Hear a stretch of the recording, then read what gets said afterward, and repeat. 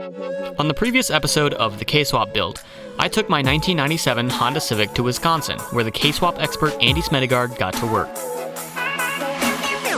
We started by stripping down the K24A engine down to the short block.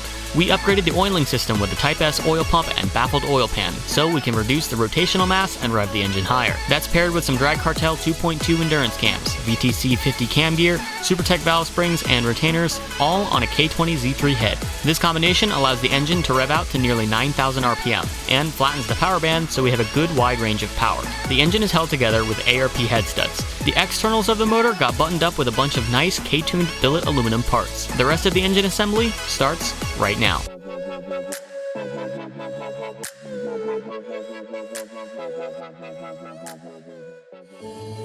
The Civic Si intake manifold needs to be ported out to match the oversized throttle body that we're putting on. RBC intake manifold, because of the throttle body we're running, it's a 80 mil, I think. And the stock opening on this is probably what? Is it 60 something? So trying to port it out and then make this opening a little bit bigger and match it up to this. So as you can see, we're getting there, but we still got some here to do and gotta get this side. So it's a little process, but cutting away and just smoothing all that out and yeah, get some more air into that engine. The RBC intake manifold is one of the highest flowing manifolds for a K-series. But for it to perform its best, it needs to be ported out for a bigger throttle body. And the throttle body that we're using is a massive 80mm throttle body that K-Tune makes. Naturally aspirated engines make more power when they can breathe easier, since they don't have a big turbo forcing that air down its throat.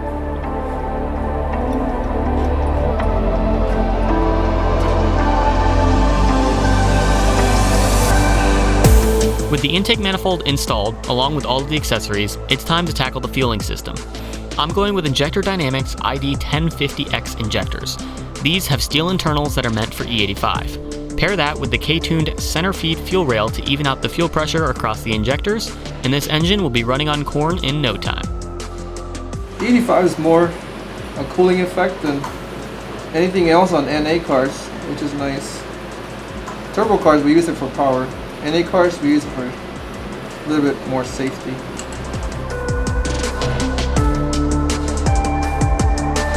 With the engine assembly now complete, it's time to take it off the engine stand and put the clutch and flywheel on. I'm using a lightweight flywheel, but not too aggressive. Aluminum flywheels can cause issues, so I've gone with a steel flywheel that shaves off just a few pounds. The clutch that I'm using is also a standard street organic clutch from Exity. It should have the best pedal feel and longevity, and it's been known to hold over 300 real horsepower, so I should be good. Next, we move on to the transmission. I'm using an 8th gen Civic Si transmission, which has the factory LSD. I'm pairing this with K-Tune's TSX shifter and street cables. These cables are stronger than factory, but still have that amazing Honda shifter feel.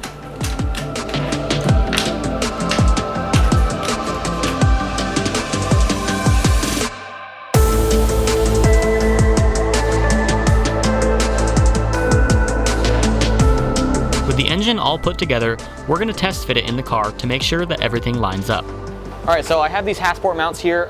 These are basically conversion mounts for an EK, but specifically an EK that has the Integra or EG subframe, which is wild to me that something so niche can have a bolt-on part for that. But this is basically bolt-on to put a K24 into my EK chassis with this specific subframe. So basically this subframe pushes the motor back. I think it's about 2 inches in the engine bay, which is going to be better for weight distribution, give me more room to put a full-size radiator in there, and better axle angles, so that's going to help as well. So these just directly bolt in. They're billet aluminum, they look awesome, and they have rubber bushings in them. They have a couple different durometers for the rubber bushing, depending on how stiff you want these mounts to be. I wanted them as soft as possible because I like a good smooth ride. I don't like a lot of rattle. This car had solid mounts in it when I got it, and I hated the rattle, so I got the, I think it's 62A durometer, correct, 62A durometer, which they're pretty soft. They're still going to be a little bit stiffer than OEM, but they're going to be the softest option that I can run, so hopefully they're pretty smooth, and we're just going to bolt these in.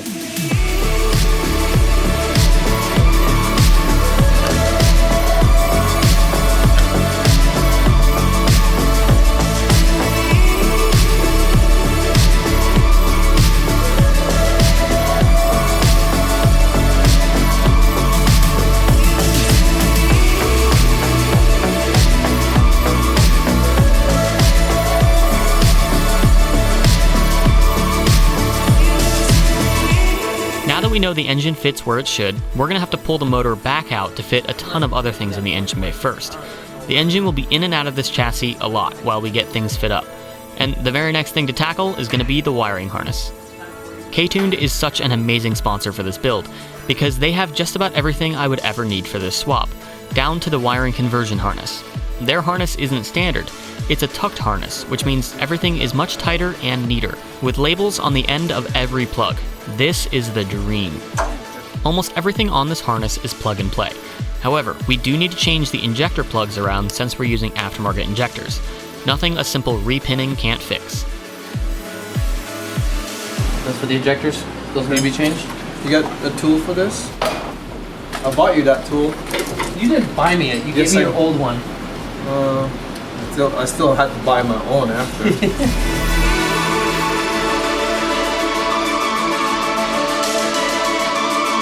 As Andy and Ronnie wrap up the engine wiring harness, I decided to get my hands dirty and work on upgrading the suspension of this car to try and match it with all of the engine upgrades.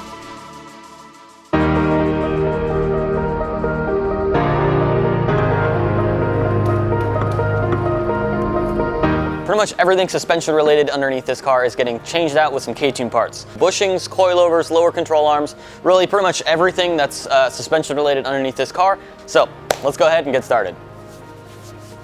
All right, so the first thing I'm gonna tackle is the rear suspension components, because this is something that's been bothering me for a while. When I bought this car, it came with these red braces. I don't even know the brand, JDM, if you will. But these bushings are totally shot, as you can see. And it's been like that at almost every track day that I've gone to. There's essentially no bushings here in the rear. But we're gonna change out these lower control arms with these K-Tuned arms. They're nice like graphite gray. I love this color. I'm not running a sway bar. I've been told not to. It's gonna depend on how the balance of the car is after everything's done. We might put a sway bar on it, but we'll have to see how it feels on track. But with the B series, no sway bar in the rear felt really good. Albeit I did go off track a couple times, so maybe a rear sway bar could have helped me, I don't know.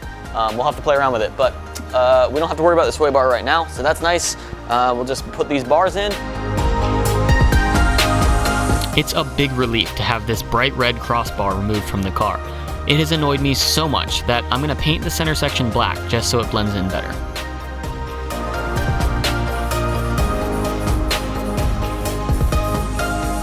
One other thing, I still have rear drums in here. A lot of keen people have noticed this in other videos. It is rear drum brakes.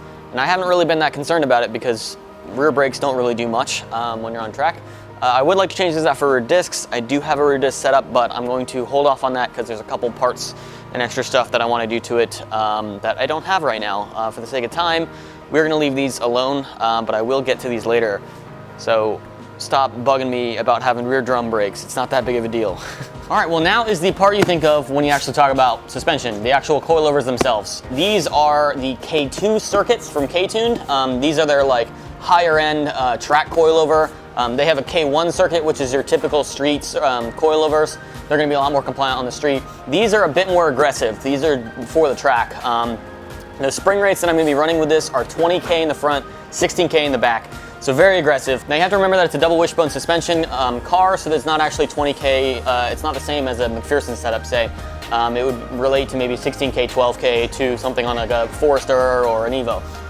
So it's not that much crazier, but it is a lot stiffer, and that's because this is for the track. So it's valved accordingly to that, and it should perform much better on track, should help keep the car a little bit more planted through the corners. And yeah, I'm excited to put them on. So the suspension that's on the car right now are some pretty low grade economy suspension. I think they're only like $600 or something like that. They've worked for me, they got me to Nova Scotia. I've done like 4 or 5 track days on them. They're fantastic, but now it's time to upgrade to something much, much better. So this is going to totally change the car. I'm very excited to put these on.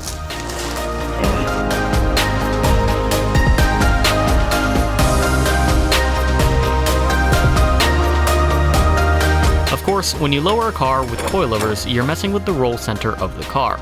All of the suspension connecting points have been engineered for factory ride height. So, when you lower a car, you're messing up that geometry. Any lowered car will need to have its roll center corrected to adjust for that lower ride height. Thankfully, K-Tuned has some roll center correction ball joints that correct the roll center of the front suspension. Take your dust plates off, dude.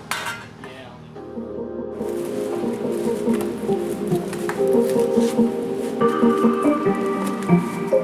These are the roll center correction ball joints. They're about twice as tall as the factory ball joints. This means that you're going to have to remove that old crusty factory ball joint in order to put in this taller joint.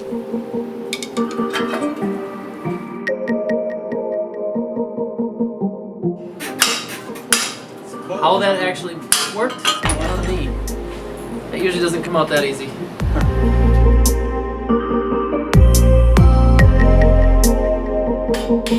While Andy works on swapping over the ball joints, I'm going to replace the front coilovers.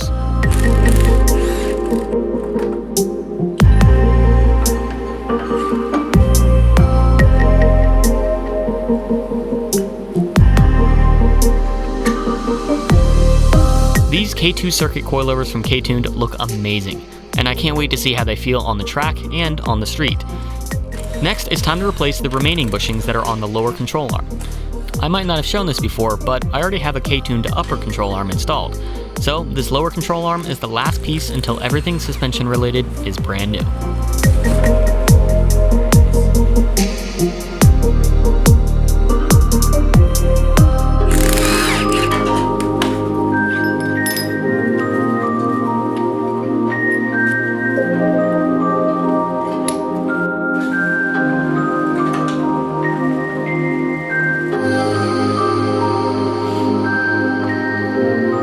Alright, so now that we have the K-Tuned lower control arms and compliance bushing in here, you're not actually supposed to tighten up all the bolts until you put load onto the suspension. So that's what we've done here by just using this jack stand.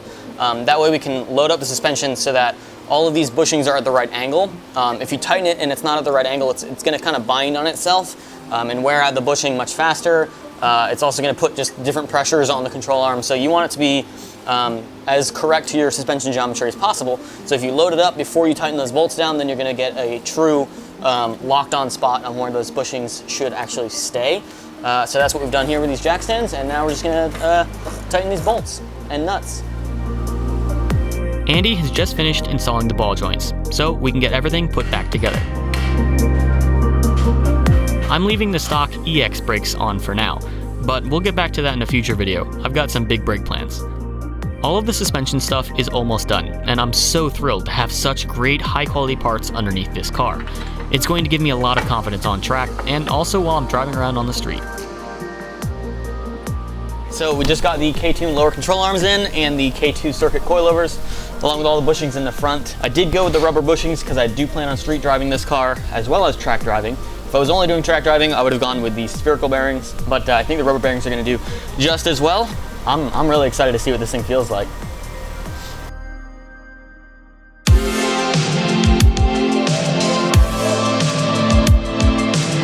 Andy and Ronnie have been wrapping up the wiring to get everything ready to fire up for the first time. There's still a lot of work ahead of us, but we want to fire up the engine to make sure everything works first before locking everything down.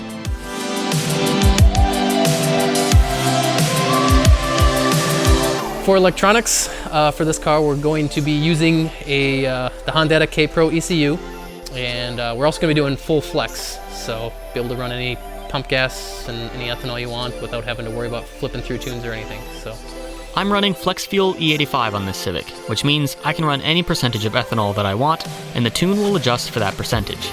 Ethanol doesn't give NA cars a ton more power, but it helps them run more reliably, and ethanol is cheaper to buy. After the K-Tuned fuel rails and regulator are installed, we're going to bolt up the 4-to-1 header before we start up the car. Is it going to fit? Oh wow. Fits perfect. I think it was built for this. The K-Tuned headers are built exactly for this.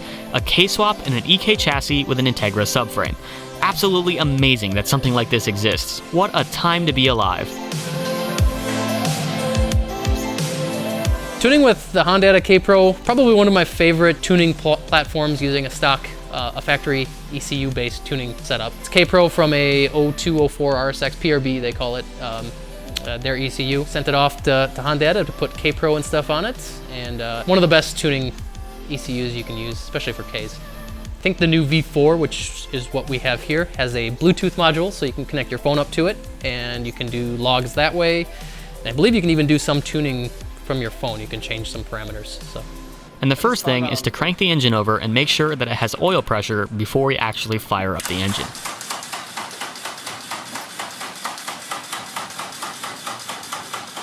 She sounds healthy. Sounds like a lot of compression.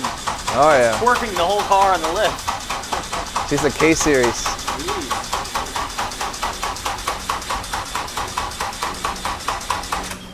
Got oil pressure. Hook them up. You can stay in there. I got it.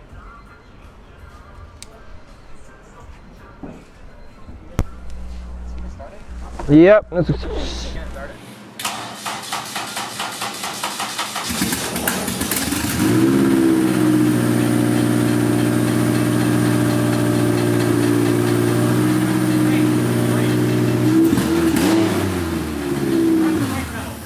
It runs! Yeah!